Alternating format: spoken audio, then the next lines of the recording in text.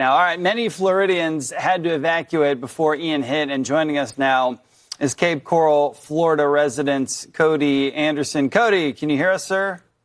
Well, I can. Good evening. All right, good to have you on the show here. Thank you. Our first question is, was evacuation for you difficult, and then how are you doing? Yeah, I would say it was extremely difficult. I left my family, my wife, they're all nurses, right? So they're all healthcare workers, heroes that had to stay back, right? So my wife is working in the hospital now. She went in yesterday afternoon, and she won't be able to leave until the storm is over. And so my parents are also healthcare workers. They're both nurses, so they had to stay back. They actually are the B team. So in Lee County, they have an A team and a B team. The A team goes in when the storm hits. The B team goes in afterwards. And so my parents had to stay back too. So I probably would have wrote it out, but I have younger kids. And so when you have kids, right, you think a little differently. You have a different perspective on things. And so we decided to evacuate, and it panned out to be the right decision for me and the kids. So. Yeah, I mean, a challenging situation. And as a parent myself, I know ultimately they come first and their safety, but it's hard when you have to split and some have to stay behind and some have to continue forward.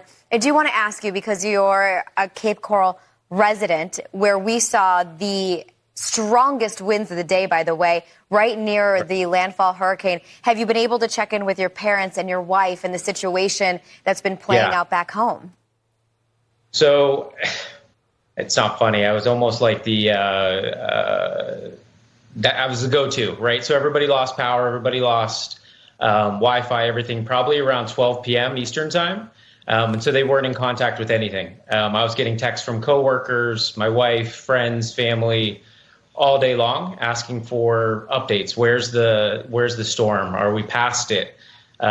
Is there going to be a break? What does it look like? And it was up to the minute info that I was sending to them. And so it was quite a day.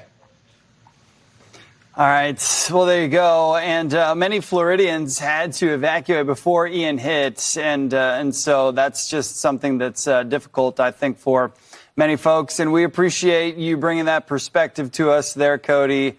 And moving forward, what are your plans? I mean, what do you think you're going to do in the coming days? So I'll be here until it's safe for me to go home. My house is sitting there. I have no idea what happened or, the effects that, my house suffered. I think right now it's comforting, right, to know that my family and friends are safe physically. But the stories that are coming out of where I live and where they are now is grim, to say the least. And I think tomorrow morning the world will be able to see what kind of happened there. So I'm ready to go back and, do my part, right, help my community and start rebuilding. All right, there you go. Well, we appreciate your time, Cody, and, best of luck moving forward. Thank you for taking some time out of your night here to talk with us. Appreciate it. Thank you for having me. I appreciate it. All right. Well, let's